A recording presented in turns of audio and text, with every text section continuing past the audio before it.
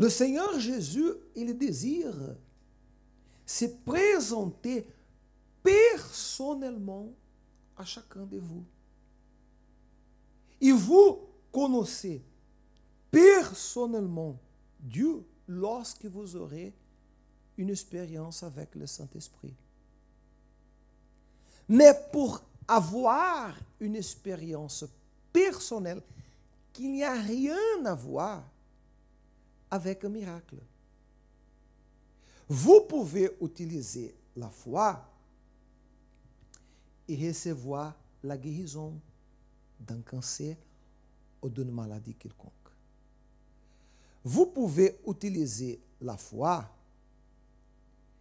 et recevoir la prospérité. Peut-être vous êtes dans la misère et par la foi, vous pouvez prospérer. Peut-être vous avez le mariage brisé et par la foi, vous pouvez restaurer le mariage. Vous pouvez recevoir des miracles par la foi.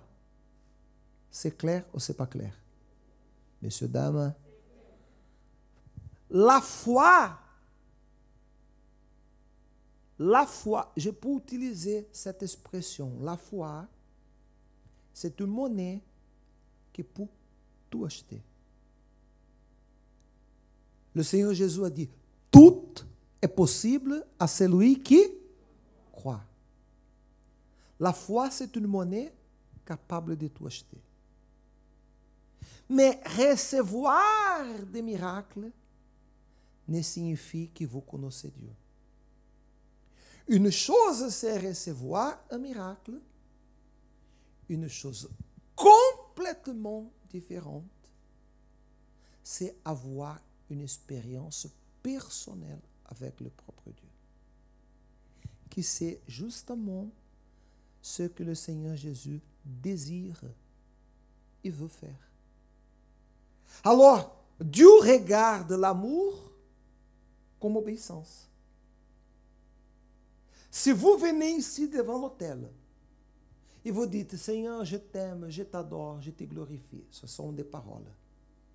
Il va regarder si vous aimez, franchement, au moment d'obéir à la parole de Dieu.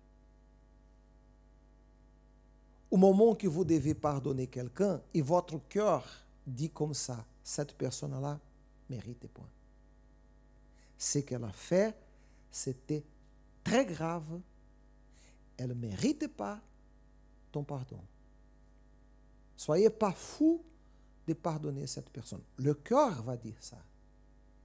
Mais dans la tête, vous dites non, le Jésus a dit que je dois pardonner. Même que mon cœur ne désire pas pardonner, je méprise mes sentiments et je pardonne. Là, vous éprouvez à Dieu que vous aimez Dieu. C'est clair ou c'est pas clair? C'est clair ou c'est pas clair? Le moment que vous dites, j'ai une amitié ou des amis qui ne sont pas des bons amis, des bonnes amitiés, ce sont des amitiés qui me font tomber dans la foi, pécher, désobéir à la parole de Dieu. Je vais couper cette amitié parce que ces amis-là, ils me font mal.